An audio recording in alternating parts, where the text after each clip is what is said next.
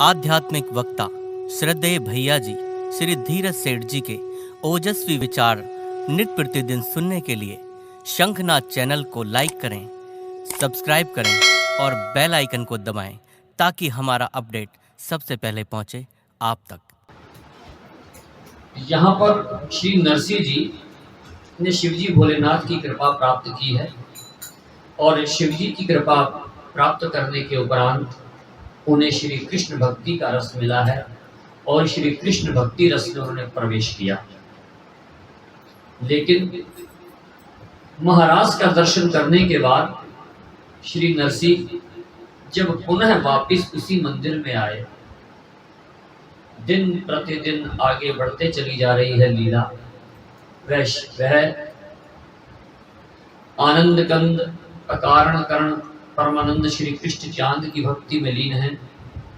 निरंतर भजन निरंतर सुमिरन, हर सांस में हो सुमिरन तेरा, यूं बीत जाए जीवन मेरा। इसी भाव से श्री नरसिंह जी प्रभु भक्ति में लीन है। उनकी पुत्री रामा समय के साथ जिसका विवाह हुआ था, उधर उसको भी एक पुत्री की प्राप्ति हुई है और वह पुत्री के विवाह की तैयारियां आरंभ हो रही। हम यहाँ वर्णन चल रहा है नरसिंह के भात का, नरसिंह का भात। आज निसंदेह हम सबकी आंखें डगडगाए, निसंदेह यह लीला ही ऐसी।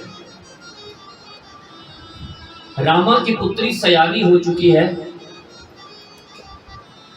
रामा को मालूम नहीं है कि मायके में उसकी माता का देहांत हो चुका है। उसका भाई भी नहीं है, उसका भी देहांत हो गया। उसको बस इतनी सूचना है, दूर से कहीं से मिली है कि मेरे पिता जो नरसिंह हैं उनको मेरे ताऊ ने घर से निकाल दिया। जो उनके हिस्से की जमीन जायदाद है वह भी ताऊ ने रख ली है और मेरे पिता निकट के किसी मंदिर में रहते हैं। एक साधारण भिक्षु सा जीवन पिता मेरे व्यतीत कर रहे हैं। लेकिन रामा का मायका तो धनाढ्य है, उसका विवाह भी एक धनी परिवार में हुआ है, वह बहुत धनी परिवार में है। लेकिन धन के मद में चूर रामा का ससुराल गरीब पिता के बहू को मिलने जाने नहीं देता। लेकिन जो मद में चूर होता है ना, उसे किसी का तकलीफ, किसी का दर्द, किसी की पीड़ा का आभास भी नहीं होता। पंडित और विद्वान आज बुलाए गए हैं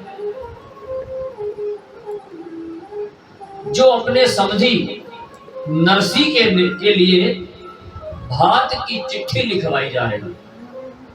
आज चिट्ठी नहीं लिखवाई जा रही, ऐसे लग रहा है जैसे कुबेर के खजाने की एक सूची तैयार हो रही। अनाज भी चाहिए, सोने चांदी के बर्तन भी चाहिए, इतने हाथी, इतने घोड़े, इतने आभूषण, इतनी स्वर्ण मुद्राएं, इतने सोने के बर्तन,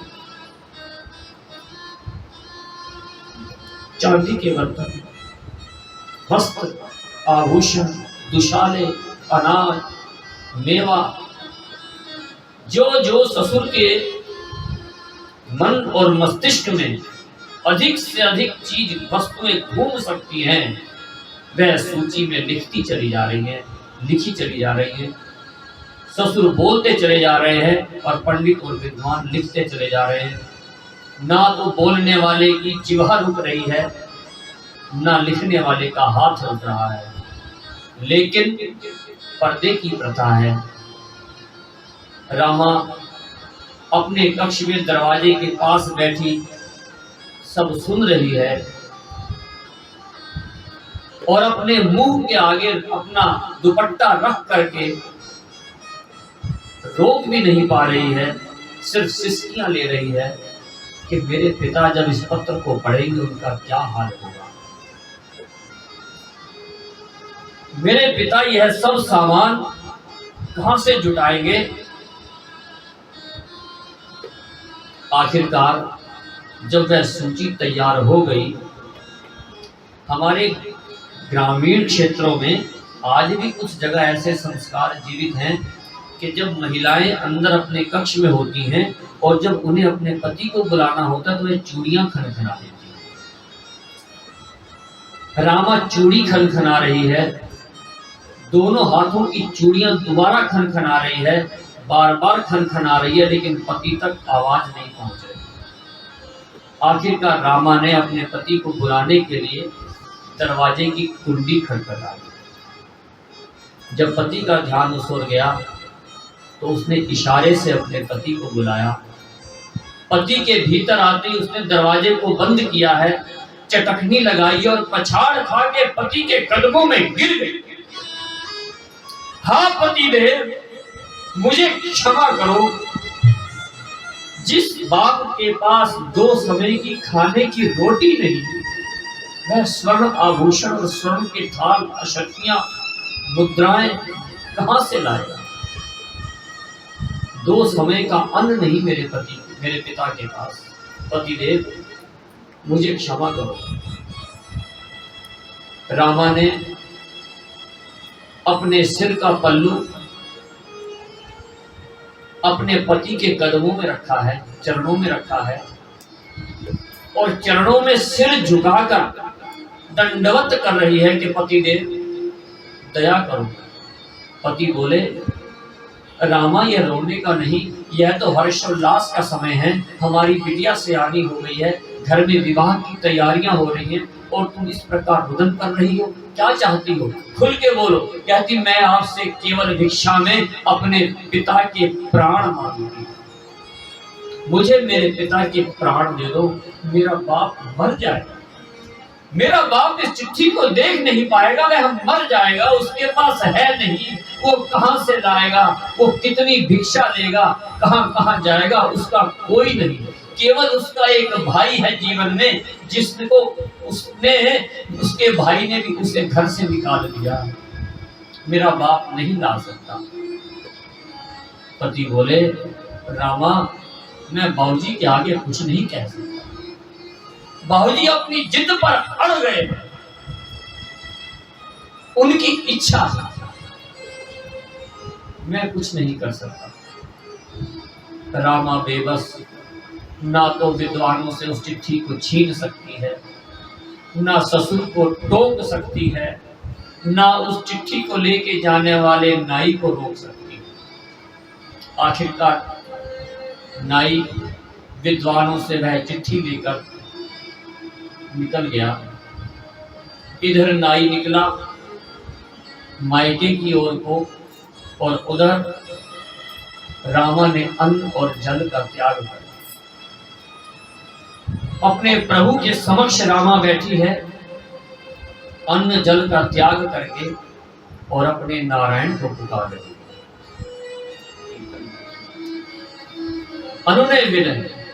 अनुनय विनय कर रही है रामा कि हे गोविंद, रक्षा करो, कृपा करो गोविंद, कृपा करो मेरे ऊपर, मेरे पति को सद्बुद्धि दो और मेरे पिता को शक्ति प्रदान करो, ताकि मेरे पिता इस भात की चिट्ठी से उनकी रक्षा हो। हे गुरुदेव, हे नारायण, हे हरि, कृपा करो। गोविंद चले आओ, गोपाल चले आओ, सब बोलिए मीठा मीठा। गोविंद चले आओ, गोपाल चले आओ, गोविंद चले आओ, गोपाल चले आओ, गोविंद चले आओ, गोपाल चले आओ, गोविंद चले आओ, गोपाल चले आओ, गोविंद चले आओ, गोपाल चले आओ। हे मुरलीधर मोहन, हे मुरलीधर मोहन, नंदलाल चले आओ, हे मुरलीधर मोहन, नंदलाल चले आओ। हे मुरलीधर मोहन, नंदलाल चले आओ। हे मुरलीधर मोहन, नंदलाल चले आओ। गोविंद चले आओ, गोपाल चले आओ, गोविंद चले आओ, गोपाल चले आओ।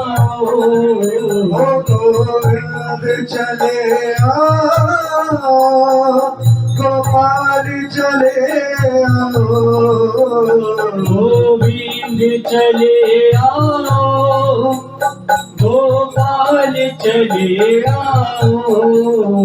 हे मुरलीधर मोहन, हे मुरलीधर मोहन, ओ नंदलाल चले आओ, ओ मुरलीधर मोहन, नंदलाल चले आओ।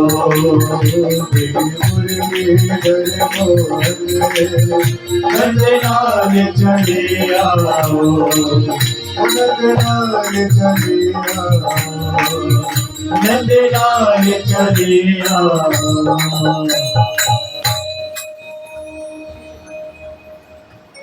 नाई नरसी भगत के घर की ओर को चल रहा है। गोविंद चले आओ, गोपाल चले आओ की मधुर ध्वनि के साथ रामा अपने गोविंद से अनुनय विनय कर रही है। उधर अपने पति से बार बार निवेदन कर रही है कि मैं तुम्हारे घर की दासी बन जाऊंगी, मैं तुम्हारे बर्तन मांजती रहूंगी, मुझे कोई भोग विलास नहीं चाहिए, कोई सुख सुविधाएं नहीं चाहिए, मैं बस इतना ही चाहती हूँ कि मेरे पिता से कुछ ना लिया जाए।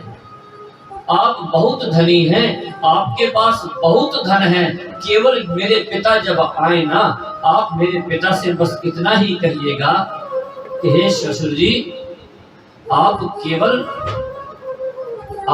केवल इस बालिका को आशीर्वाद दें, बस हमें आपसे और कुछ नहीं चाहिए। आपके इतना कहने भर से आपका समाज में मान भी होगा और मेरे पिता का भी मान रह जाएगा। लेकिन ना तो पति माना और ना रामा का ससुर माना। उधर वह नाई भात की चिट्ठी लेकर नरसी जी के गांव में पहुंचता है। अब एक धनाढ्य परिवार का नाई उसके समधी के घर गया तो नाई तो यह समझ रहा है कि नरसी जी भी कोई सेठ हो। अब पूरे गांव में डोल रहा है, हमें नरसी सेठ के जाना है, हमें नरसी सेठ के जाना है। लेकिन नरसी तो बेचारे दरिद्र, दो समय की रोटी का भी जिन्हें पता नहीं। अब नरसी सेठ को बताए कौन? सुबह से शाम हो गई, शाम से जब सुबह हो गई और वह नाई दर बदर ठोकर खाता रहा, पता पूछता रहा। अंततः रामा की कर्ण पुकार श्री गोविंद के कानों में पड़ी। गोविंद चले आओ, गोपाल चले आओ। श्री नारायण एक बूढ़े ग्रामीण का वेश धारण करके नाई के समक्ष पहुंचे और नाई ने उनसे पूछा, बाबा हमें नरसी सेठ के घर जाना। कहते अच्छा, नरसी सेठ के जाना है, वो अमुक स्थान पर गांव से बाहर एक मंदिर है, पुराना मंदिर, उसमें आपको नरसी सेठ मिलेंगे। तो नरसी सेठ वहां मिलेंगे? वो तो सेठ होंगे, किसी कोठी में होंगे। कहते नहीं, अब वो साधु हैं, वो पहले किसी समय में सेठ हुआ करते थे, अब वो किसी से मिलते नहीं हैं, वहीं भक्ति में रहते हैं। तुम वहीं पे जाओ, वहीं उनसे दर्शन करो, वहीं उनसे बात करो। नाई नरसी जी के पास पहुंचता है मंदिर में। नरसी जी की हालत देखता है, लेकिन नाई है, दूत है, प्रणाम करना उसका कर्तव्य है। उसने प्रणाम किया। जिस चिट्ठी को लेकर आया था वह संदेश दिया कि आपकी पुत्री रामा की जो पुत्री है उसके विवाह की तैयारियां चल रही हैं, यह भात का निमंत्रण है, इसे आप स्वीकार करें। आगे नाई ने बोला, आपकी स्थिति को देखकर लगता है कि आप मुझे जलपान तो क्या कराएंगे, जल्दी पिला दें तो बहुत बड़ी बात। लेकिन नरसी यह बात सुनकर विचलित हो गए। नरसी बोले, आप मेरे अतिथि हैं, आप विराजिए। आज ना एकादशी है, एकादशी थी उस दिन, आज एकादशी है, तो मैंने अपने लिए कुछ बनाया ही नहीं। मुझे क्या मालूम था आज आप आ रहे हैं। आप कुछ देर विश्राम कीजिए, मैं अभी गांव से आपके कुछ जलपान की व्यवस्था करके आता हूँ। श्री नरसी जी नाई को मंदिर में बिठाकर अपने मित्र किसान के यहाँ पहुंचते हैं और जाके बोलते हैं, मित्र मित्र मित्र शीघ्रता करो, मेरे घर में आज कुछ मेहमान आ गए हैं और वो मेरी पुत्री के मायके से ही, ससुराल से आए, और मेरे पास उन्हें देने को कुछ भी नहीं। कुछ दे दो, कुछ भी दे दो। घर में बथुआ रखा। उस किसान की पत्नी से बोले, देवी यह बथुआ मुझे सिद्ध करके दे दो, इसे उबाल करके साधारण सा नमक डाल के दे दो, मैं इसी से उसका भोग लगा दूंगा। उधर श्री नारायण वैकुंठ में रुक्मणी जी के साथ विराजमान हैं। उन्होंने अपने श्री भक्त नरसी जी को देखा कि वह अपनी पुत्री के दूध को, उस नाई को साधारण सा बथुआ उबालकर नमक के साथ खिलाने जा रहे हैं। उन्होंने तुरंत रुक्मणी से कहा, रुक्मणी जल्दी से भोजन का थाल लाओ, मेरा भक्त का मेहमान भूखा बैठा। रुक्मणी जी ने तुरंत स्वर्ण आभूषणों के जो थाल है, स्वर्ण रत्नों से जड़े थालों को के भीतर भोजन प्रसादी रखी और कहा, प्रिय हे नाथ, मैं भी आपके संग चलती हूँ। यहाँ पर श्री नारायण जी ने सेठ जी के मुनीम का रूप धारण किया है और मुनीम की पत्नी का रूप श्री रुक्मणी जी ने बनाया है।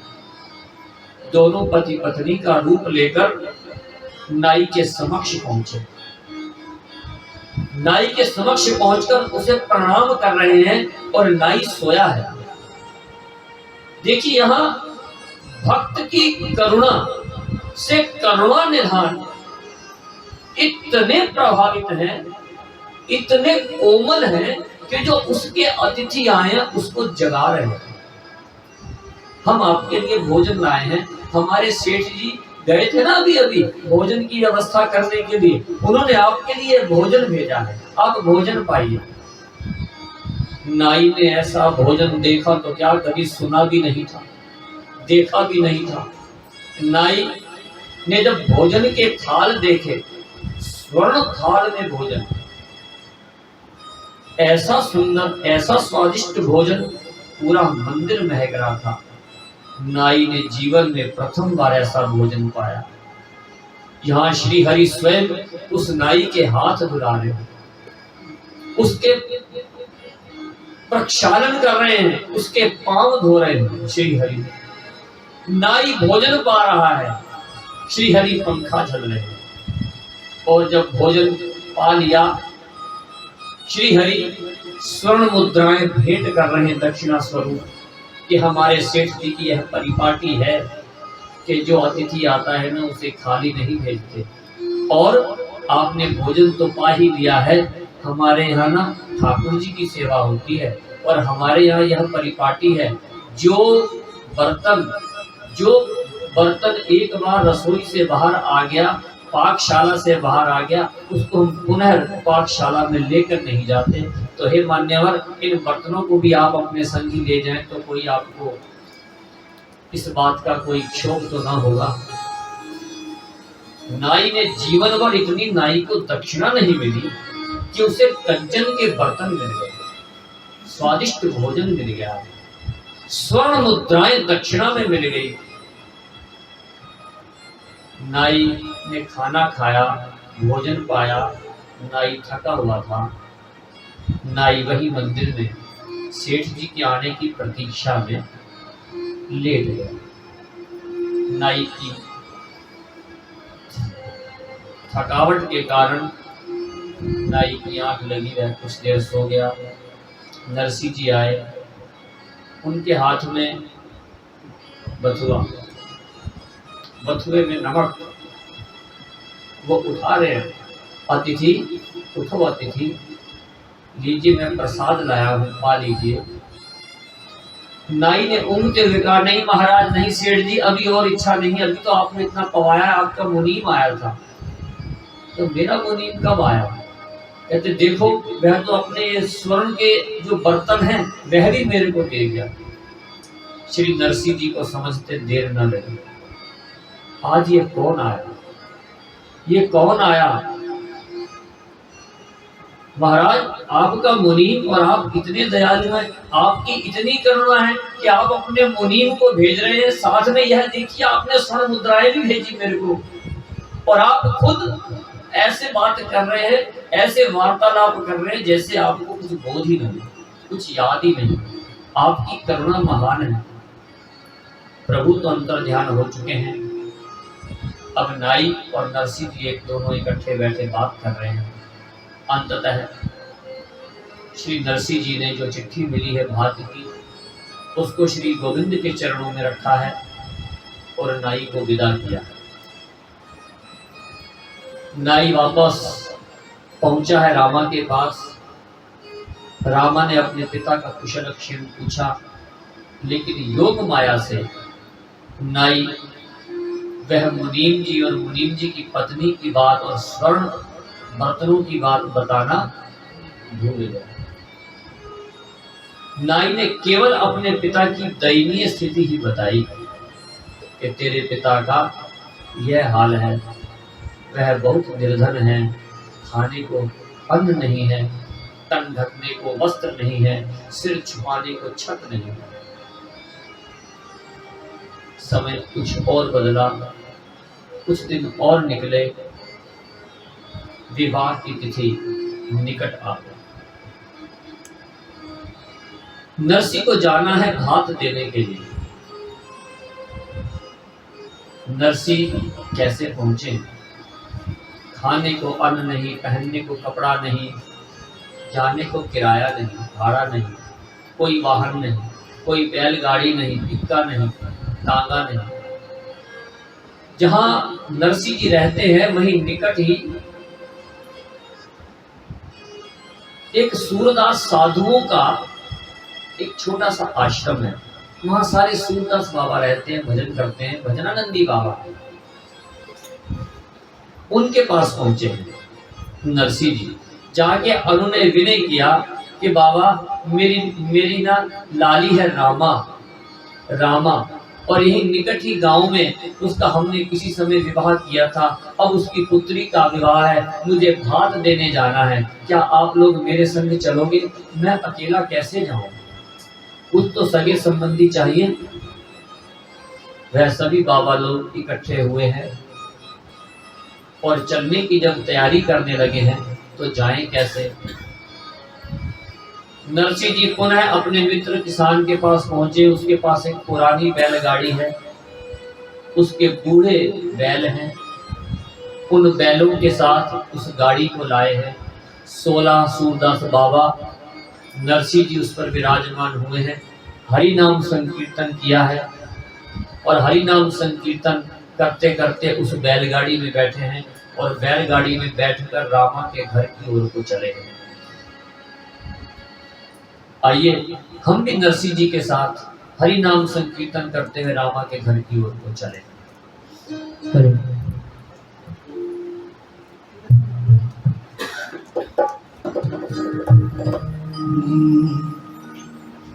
गोविंद मेरो है, गोपाल मेरो है, गोविंद मेरो है, गोपाल मेरो है, गोविंद मेरो है, गोपाल मेरो है, गोविंद मेरो है, गोपाल मेरो है, शिवा के बिहारी नंदलाल मेरो है, शिवा के बिहारी नंदलाल मेरो है, वो शिवा के बिहारी नंदलाल मेरो है, शिवा के बिहारी नंदलाल मेरो है, गोविंद मेरो है, गोपाल मेरो है, गोविंद मेरो है, गोपाल मेरो है, गोविंद मेरो है, गोपाल मेरो है, गोविंद मेरो है, गोपाल मेरो है, वो जाके सिर पे मुकुट विराजे, जाके सिर पे मुकुट विराजे, कानन कुंडल छवि साजे, कानन कुंडल छवि साजे, चंदा मुखड़ा ये गोपाल को, चंदा सा मुखड़ा मेरे गोपाल, इसलिए गोपाल मेरो है, गोविंद मेरो है, गोविंद मेरो है, गोपाल मेरो है, शिवा के बिहारी नंदलाल मेरो है, शिवा के बिहारी नंदलाल मेरो है, गोविंद मेरो है, गोपाल मेरो है, गोविंद मेरो है, नंदलाल मेरो है। बैलगाड़ी में बैठकर 16 साधुओं की टोली और श्री नरसिंह मेहता रामा के गांव की ओर जा रहे हैं। मार्ग में वह बूढ़े बैल एक जगह पर आकर अटक गए, क्योंकि बैलगाड़ी का जो पहिया है वह एक खड्डे में आकर के फंस गया। पुनः नरसिंह जी ने श्री कृष्ण को याद किया है। यहाँ पर श्री कृष्ण एक बढ़ई का रूप धारण करके आए हैं और उस बैलगाड़ी के टूटे हुए पहिए को ठीक किया है, और ठीक करने के उपरांत उसी बैलगाड़ी पर गाड़ीवान बन करके बैलों को हाँकते हुए वह उन 16 साधुओं को और नरसिंह जी को लेकर के रामा के गांव पहुंचे।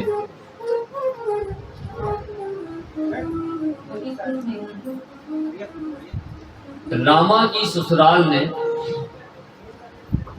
जब भात के लोग आए हैं उनका अभिवादन किया जाता है। जिस समय ससुराल में इस बात का संदेश पहुंचा कि भाती आए हैं,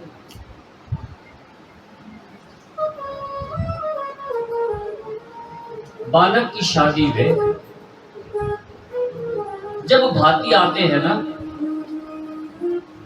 तो बहन का सर गर्व से ऊंचा होता है। भाती आए, मेरे पिता आए हैं, मेरे भाई आए हैं, मेरी भाभी आई है, मेरी माँ आई है, भाती। लेकिन यहाँ रामा के पास जो संदेश आया, रामा पिता नहीं, तेरा निर्धन बाप आया है, कुलच्छनी क्या लाया है वो, उसने हमारी नाक काट दी। जितनी भी सास होती है ना, चाची सास, दादी सास, मामी सास, सभी प्रकार की सास, ससुर, जेठ, सब एक ओर से रामा को बुलाने दे रहे हैं, ताने दे रहे हैं। जाने क्या क्या वह कह रहे हैं उसमें। रामा इधर से उधर, उधर से इधर मुंह छिपा छिपा के रो रही है। आखिरकार रामा ने अपने पति से पूछा, यह तो बताए वो मेरे पिता है कहां। उनको रुकने के लिए ससुराल ने सुंदर स्थान नहीं दिया। एक पुरानी जीर्ण क्षीण निर्जन बूढ़ी और बीमार गौ माताओं की गौशाला में उनको स्थान दिया। लेकिन संत है ना, और ऊपर से हरिभक्त नरसिंह, गौशाला में जब स्थान दिया तो उन्होंने मालूम है क्या कहा, देखो हमारे समधी कितने वैष्णव हैं, कितना उनका कोमल विचार है कि उन्होंने हमें विश्राम के लिए भी स्थान दिया, तो गौशाला दी, लेकिन वहां बैठने को आसन भी नहीं, पीने को जल भी नहीं, कोई उनके पास नहीं आया। पति से पूछकर कि पिता कहाँ है, पति ने बताया कि गांव के बाहर की जो गौशाला है उसमें तेरे पिता 16 सूरदास साधुओं के साथ पधारे हैं, वहीं रुका है तेरा बाप। अब घर से छुपकर वो पिता के लिए क्या लेके जाती है। अपने दुपट्टे के आंचल में केवल इतना सा गुड़ लाई है पिता के।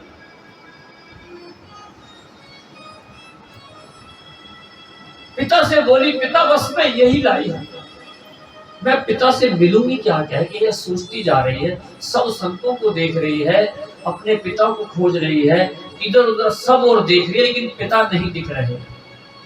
एक सूरदास बाबा से पूछती है, बाबा मेरे पिता कहाँ हैं नरसिंह, क्योंकि आज लगभग 25 वर्ष बाद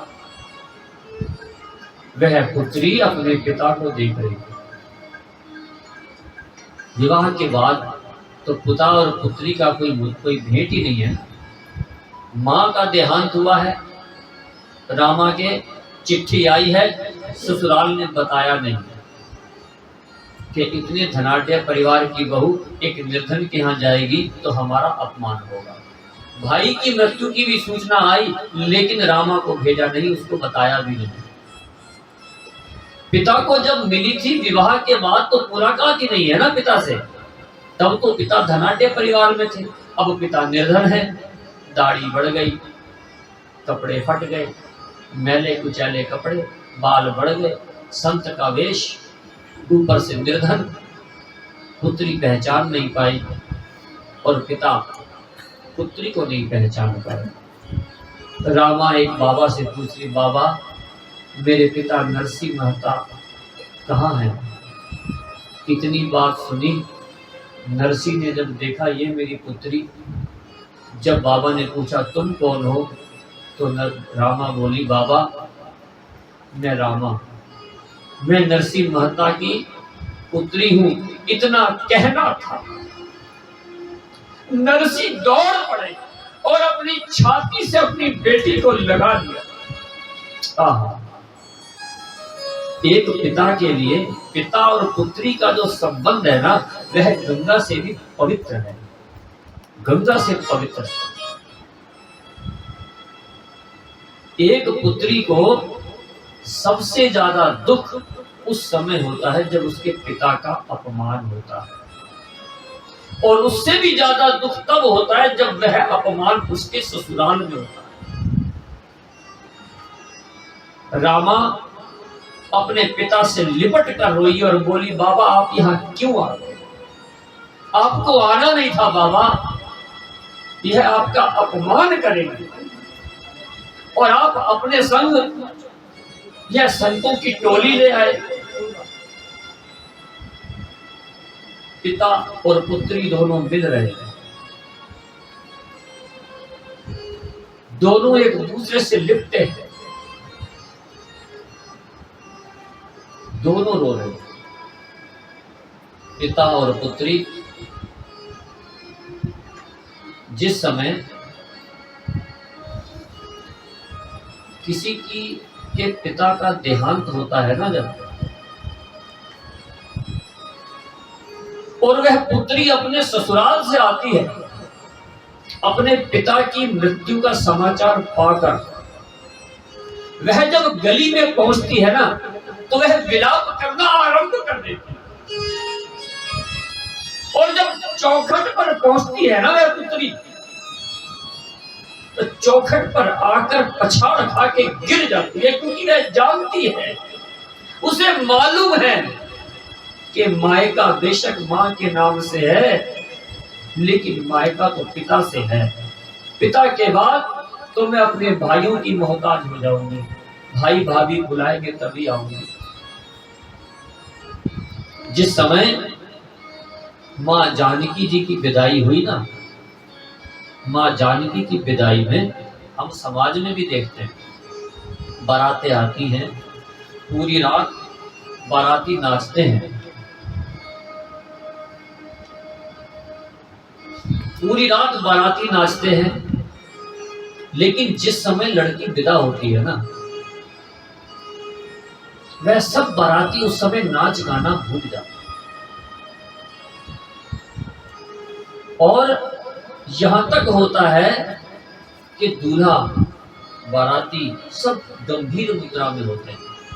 श्री रामचरितमानस जी में आता है, जिस समय मां जानकी जी की विदाई हुई है ना, उस समय महायोगी महाराज दशरथ भी रो पड़े। महाराज जनक का रो रो के इतना बुरा हाल है कि महाराज जनक ने रो रो के धरती भिगा दी। महाराज जनक भी रोए और उनको देखकर महाराज दशरथ भी रोए। उन्हें समझाया है दशरथ जी को। यहाँ पर रामा अपने पिता से को समझाती है और पिता से कहती है, पिताजी आपको यहाँ नहीं आना चाहिए। लेकिन पिता अपने गोविंद का आसरा लेकर वहां पहुंचे हैं रामा के यहाँ, और रामा अपने पिता को मिलकर वापिस अपने घर को गई है।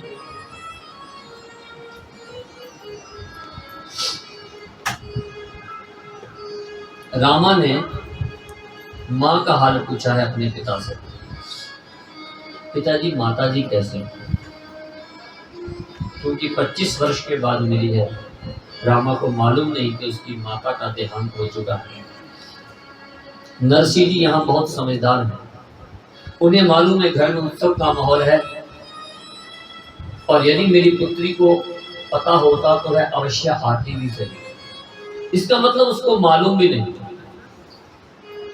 यहाँ नरसिंह जी बहुत समझदार हैं। जो ही पुत्री ने रामा ने पूछा माता का क्या हाल है, उन्होंने यही कहा, माता तेरी ठीक है, हमारे पास साधन केवल एक ही था ना आने का, इस करके हम माता को इसमें लाए नहीं।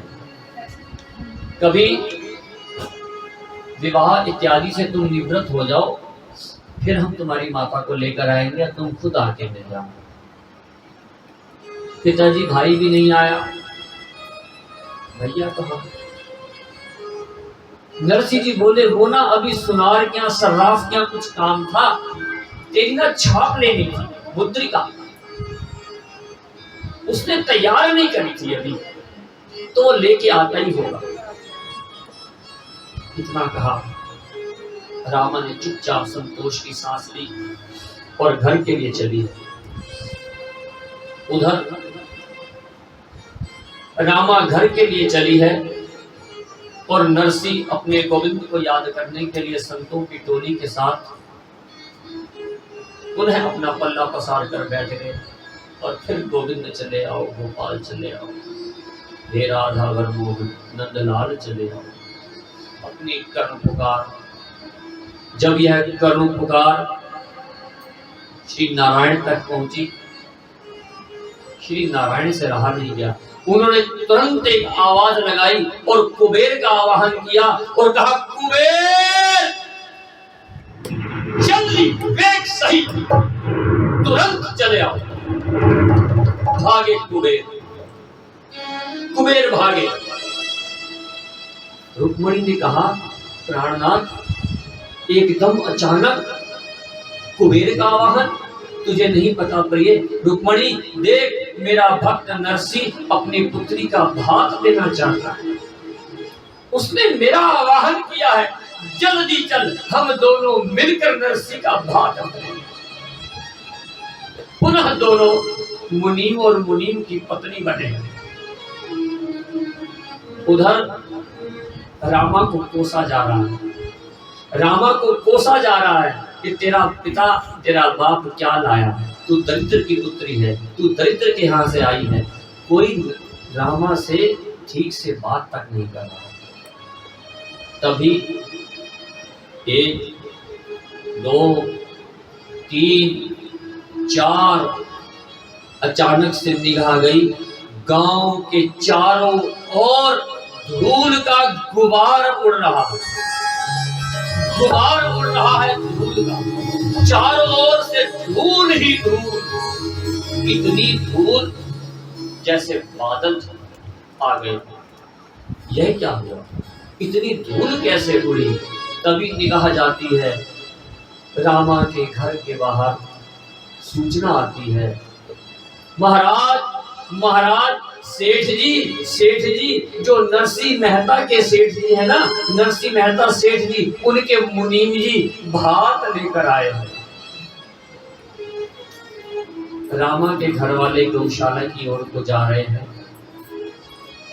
वही नाई आया है जो भात की चिट्ठी ले करके गया था। पुनः उसे वह स्मरण हो आया, महाराज वही मुनीम आया है जिसने मेरे को सोने के थान दिए, जिसने मुझे स्वादिष्ट भोजन कराए, वही मुनीम आया है महाराज, जिसने मुझे असंख्य स्वर्ण मुद्राएं दक्षिणा स्वरूप दी। पूरा परिवार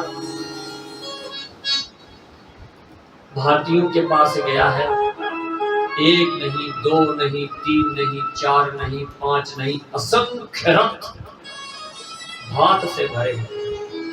इतने घोड़ों के ऊपर सामान टांगों पर लदा है कि जिस घर में रामा ब्याई है उस घर की इतनी पूंजी नहीं कि वह उन घोड़ों को घास की भी व्यवस्था करा दे। इतने घोड़े, इतने हाथी, इतना भंडार कुबेर स्वयं आज श्री नारायण का मुनीम बनकर आए हैं और नारायण नरसिंह मेहता का मुनीम बनकर खड़े। श्री नारायण ने नरसिंह जी से कहा, देखो जो लीला है रही है ना, जाके चुपचाप कर लेंगे हो, कछु बोलियो ना है, अरे सारा भांडो फूट जाएगा, सबन को पता लग जाएगा तू कौन और सबन को पता लग जाएगा मैं कौन हूं। मने अपनो मुनीम ही बने रहने दो। नरसिंह जी ने वंदन किया। रामा के ससुराल वाले आए, सभी को लिवा कर ले गए। जब भात भरी जाती है तो चौक में एक शगुन होता है जहां भाती खड़े किए जाते हैं। सर्वप्रथम मुनीम जी और नरसिंह जी दोनों खड़े हैं, संग में साधु समाज खड़ा है जो उनके साथ आया है। सबसे पहले मुनीम जी बोले, समझी जी, जो आपने भात की चिट्ठी भेजी थी वह सूची लाई है। नरसिंह जी ने भी अपने पास धोती में रखी हुई थी, लेकिन यहाँ पर भगवान की लीला यह है कि तू अहंकारी है ना, तू मांग आज तू क्या क्या मांगना चाहता, और मैं भी तुझे एक एक के बदले 100 दूंगा। तू मांग, तू मुंह खोल, और मैं इस सभा के बीच में तेरा अहंकार चूर करूंगा। सूची आती, बादाम लाइए, एक बोरी बादाम। मुनीम जी बोले 4 बोरी बादाम उतारो। 1 बोरी काजू लाइए, 4 बोरी काजू मारिए। स्वर्ण की मुद्राएं लाइए। स्वर्ण की मुद्राएं अगर 1000 मुद्राएं मांगी जा रही है तो 1,00,000 मुद्राएं आ रही है। वस्त्र लाइए, दुशाले लाइए, अन्न लाइए। जो मांगा जा रहा है, भंडार भरे जा रहे हैं। आंगन भर गया है, आज छज्जे भर गए, कमरे भर गए, बरामदे भर गए, छत भर गए। लोगों के बैठने का स्थान खत्म हो गया। बैठे हुए लोग खड़े हो गए, खड़े हुए छत पे चले गए, घर के बाहर चले गए, लेकिन सामान आ रहा है। अंत में बोले मुनीम, सेठ जी एक बार देख लो, कोई रह तो नहीं क्या? जितने घर के लोग हैं सबको स्वर्णाभूषणों से पहनाए नहीं गए, स्वर्णाभूषणों से लादा गया है। जितनी गौ माताएं आई हैं, एक एक गौ माता को के सींगों पर स्वर्ण, पैरों में उनके घुंघरू स्वर्ण के, पीठ पर दुशाले इत्यादि इत्यादि इत्यादि इत्यादि दिया। और अंत में कहा, आपके खेतों पे काम करने वाले मजदूर होंगे, उनके लिए भी दीजिए। आपके दूर के समधी होंगे, उनके लिए भी दीजिए। जो यहाँ प्रकट है उनके लिए भी दीजिए, जो दूर है उनके लिए भी दीजिए। अब आप अपने पितरों के निमित्त भी लीजिए। अब आप अगली 7 पीढ़ियों के लिए भी दीजिए। ससुर ने नतमस्तक होकर किया कि प्रभु ये क्या लीला है, मैं खड़ा कहां पर हूं, मुझे इतना स्थान तो दीजिए कि मैं आपको दंडवत कर दूं। खड़े होने का स्थान नहीं, मुझे क्षमा करें, मुझे क्षमा करें। इतना भात दिया। और भाती अंत में पूछता है अपनी बहन से, बहन अब तू बता और क्या चाहिए, बता। रामा बोली, बाबा आपने बहुत कुछ दिया, मुझे भाई नहीं। भाई, मेरा भाई कहाँ? भाई, मेरे नेत्र भाई को ढूंढ रहे हैं बाबा। बाबा क्या जवाब दे? आनंद करो। परमानंद श्री कृष्ण चांद ने नरसी को केवल एक इशारा भर दिया। प्रभु की लीला नरसी समझ गए। उन्होंने एकदम से कहा, ये मेरा भाई तो खड़ा है, मुनीम बना इतनी देर से। यहाँ आनंद कंद परमानंद श्री कृष्ण चांद ने अपना पीतांबर, रत्नों से जड़ित पीतांबर अपनी बहन को उड़ाया।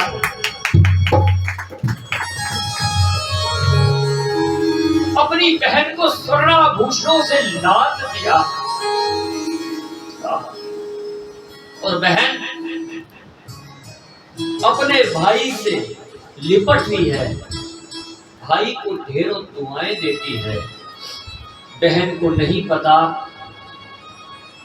जिसे वो भाई समझ रही है वो दुनिया का पालनहार है, पालनहार है। अब भातियों का स्वागत हो रहा है, सबको तिलक किए गए हैं, सबकी भावभीनी विदाई की गई है। इस प्रकार श्री नरसिंह जी ने अपने भक्त, श्री नारायण ने अपने भक्त नरसिंह जी का भात भरने गए स्वयं आए। बोलिए भक्तमाल भगवान की जय हो। समझ आ रहा है आपको? समझ आ रहा है?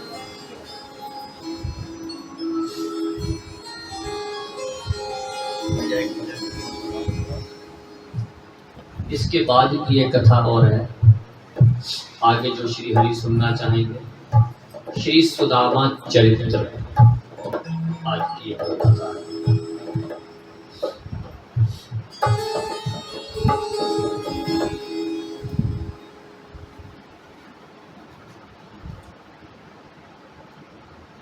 ये हिमांशु और वह जी आए हैं हमारे फरीदाबाद से।